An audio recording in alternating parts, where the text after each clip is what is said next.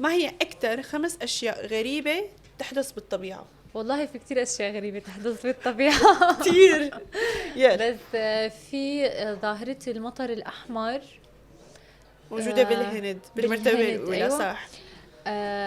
في هي يعني قرأت عنها من زمان وحلوة الحالة كتير. هي الثلوج بتبين انه عم تتحرك، بس بيكون فيها مثل انه ألوان غريبة بالمرتبة ايه الرابعة بيكون مو موجودة. ابيض، بسبب هيك بيكون فيها كائنات صغيرة عم ايه تتحرك او صح شيء. صح مزبوط، هي موجودة بالمرتبة الرابعة. أيوة. قربي لي شي وين مثلا؟ شي كمان فوق بالأرض. بالارض. فوق بالأرض. بدي اقول لك فوق وبالأرض بقيان. فوق وين؟ فوق بالسماء قصدك؟ ايه اعاصير مثلا. ايه صح مزبوط. بالمرتبة الثالثة هي ظاهرة الأعاصير التي تولد فوق المحيطات.